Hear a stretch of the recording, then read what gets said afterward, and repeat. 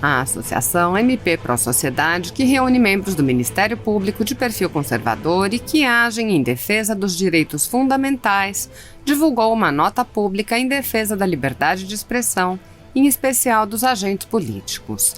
Recentemente, despertou polêmica a perseguição de membros da imprensa e da área jurídica à juíza Ludmila Lins Grilo, em virtude de publicações questionando o cerceamento de direitos.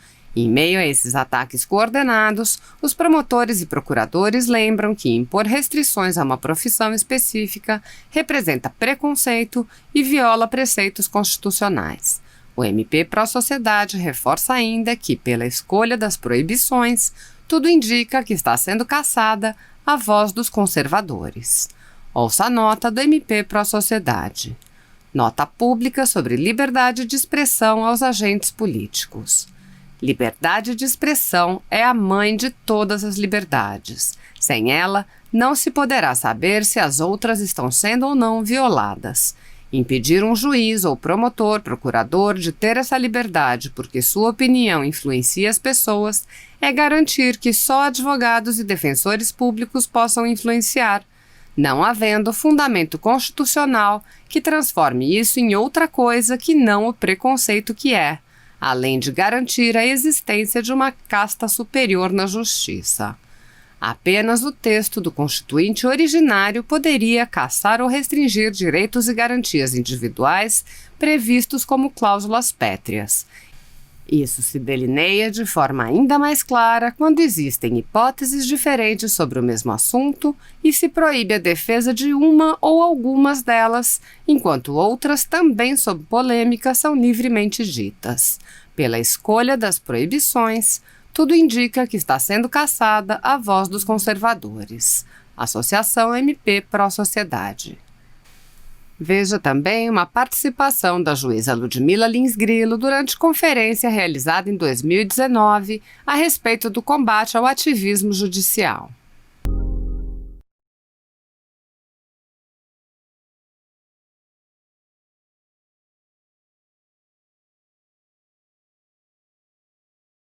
Antes de passar a palavra para o Flávio, eu queria aproveitar, porque tem uma pergunta que nos chegou, que é claramente dirigida a ela, se ela pudesse talvez ainda responder antes de partir, é de um senhor chamado Vitor Silva, que diz que é atribuída ao Rui Barbosa a frase, aspas, a pior ditadura é a do poder judiciário. Contra ela não há a quem recorrer, fecha aspas. Baseado nesta declaração, como nós, o povo, devemos agir de maneira a impedir que o atual ativismo jurídico torne-se uma ditadura jurídica. Se a doutora pudesse talvez abordar isso antes de partir, eu agradeço. Obrigado.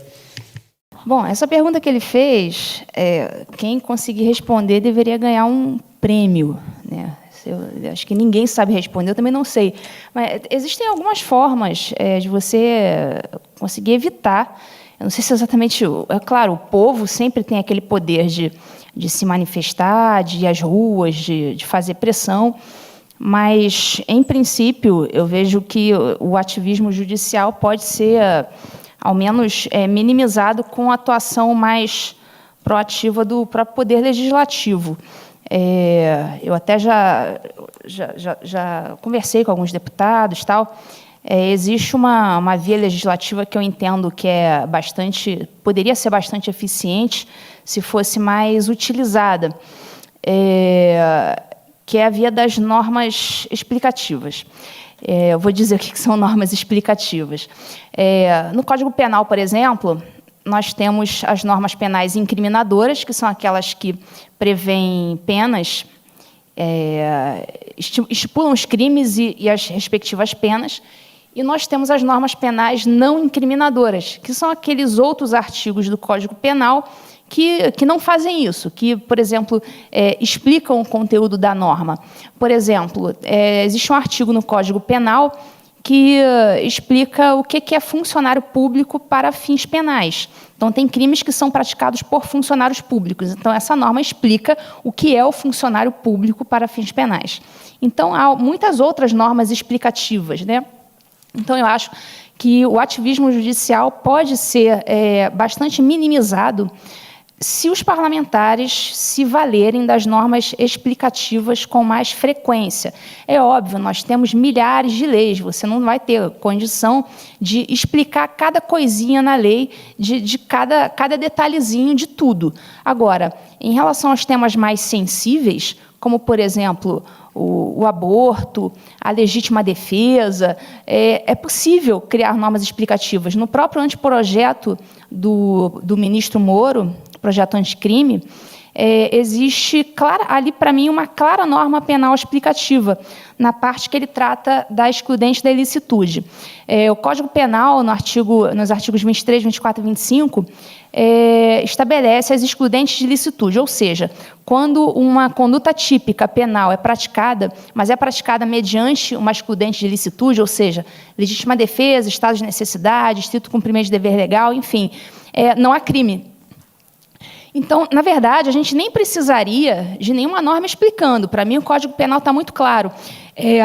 E como está havendo essa demonização dos policiais militares, o que esses grupos dos direitos humanos têm feito? Eles têm tentado criminalizar qualquer conduta policial. Ou seja, o policial hoje, às vezes, ele está diante de uma situação que impõe a ele apertar o gatilho contra o bandido, só que ele não faz porque ele fica com medo de, posteriormente, vir a responder a um processo disciplinar, né, e acabar perdendo o cargo, enfim, sofrendo alguma sanção, e, com isso, muitas vezes, ele morre.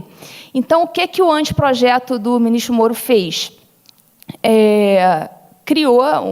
Acrescentou alguns artigos ao Código Penal, estabelecendo que o policial, em situação de confronto, de surpresa,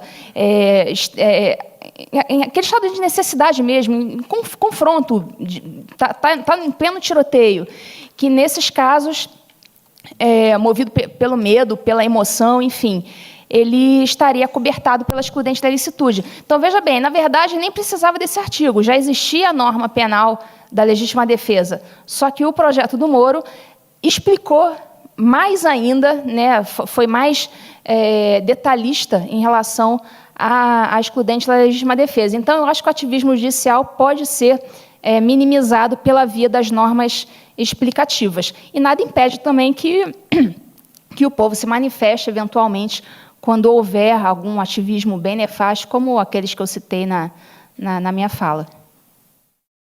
O problema é o seguinte, o que é crime para a direita não é crime para a esquerda. Então, assim, eles estão investigando lá no Supremo, e querem investigar aqui também, parlamentares que contrataram empresas para alimentar seus sites, e nesses sites, e também nas páginas dos donos dessas empresas, haveria convocações para atos pró-Bolsonaro. E eles estão dizendo que isso aí é financiamento, né, desvio de verba pública. Só que é o seguinte, eu levantei que PSOL e PT também contratam empresas, que também têm páginas, e que convocam para esses atos de antifas aí. Eu não estou entrando no mérito que ato é bom, que ato é ruim, porque eu acho que ato é democrático. Né? Agora, se é crime para os parlamentares da direita, teria que ser crime para os da esquerda. Eu defendo que não é crime para nenhum lado. Mas não é correto ser crime para um lado e não ser crime para o outro. Ah, porque Bolsonaro ganhou com base em fake news. Ninguém consegue me apresentar qual foi a fake news. Estou com um texto aqui na bolsa de uma pesquisadora estrangeira que fala que houve fake news na eleição brasileira de 2018. Sabe qual é o exemplo que ela dá? Um vídeo que rodou na eleição dizendo que a facada era falsa. Ou seja, o exemplo de fake news traz Bolsonaro como vítima. Sim. Então, por que essa esquerda aqui não me mostra fake news que elegeu Bolsonaro? Eles não aguentam a verdade. A verdade é que o povo não suporta a hipocrisia deles. Entendeu? O povo não suporta quem defende negro só quando o negro concorda. Não suporta quem defende mulher e gay só quando mulher e gay concordam. O povo não é trouxa. Entendeu? Então, essa esquerda fez o povo de trouxa por muitos anos. Aí, nós elegemos a direita. Estou feliz com tudo que está acontecendo? Não estou. Tenho críticas um monte. Nunca deixo de fazer. Agora, desculpa, a eleição de Bolsonaro foi real. Foi a demonstração que nós não suportamos a hipocrisia deles. Eles têm que... Ou eles enfrentam essa verdade, ou eles vão continuar com esse teatro dessa tal fake news que elegeu a direita. A direita é uma realidade. Uma realidade na Hungria, uma realidade nos Estados Unidos, uma realidade no Brasil. É a prova do fracasso deles. É isso que eles não aguentam. Eu percebo que a atuação da senhora na CPI, ela traz uma credibilidade jurídica e também essa questão. Eu vi que a senhora perguntou, inclusive, eu não lembro para quem é que estava participando, mas o que configurava a fake news, né? Para que ficasse claro. Sim, porque veja bem, foi o que eu falei. Fazem um meme de mim com a imagem do Capitão Caverna, por causa do cabelo. Isso não é fake news. Eu raramente pentei o cabelo. Hoje foi um dia excepcional, que eu vim aqui ver você. Gente, desculpa, não é fake news. Pode ser uma grosseria, pode ser uma charge, pode ser uma brincadeira, pode ser qualquer coisa. Eu posso achar aquilo super engraçado, eu posso me ofender, porque também tem o sentimento da pessoa naquele dia. Mas não é fake news. Então estão misturando um monte de coisa esquisita para criar uma situação de gravidade que não existe. O que eles querem com essa CPMI no Congresso, talvez até com a nossa aqui, ainda não está claro para mim, com o inquérito no Supremo, é criar argumento para caçar a chapa Bolsonaro-Mourão. Entendeu? O objetivo é só esse. Como eles não têm argumento, nem para impeachment, nem para cassação de chapa, eu participei da campanha do Bolsonaro, uma campanha pobre, uma campanha feita pela população, na raça. Teve nada disso aí que eles estão falando, eles não aguentam. Eles querem tirar. Só que não basta tirar o Bolsonaro. Entendeu? Tem que tirar o Mourão. Então, eles estão criando material, para levar para o TSE, para caçar a chapa. Esse é o objetivo deles.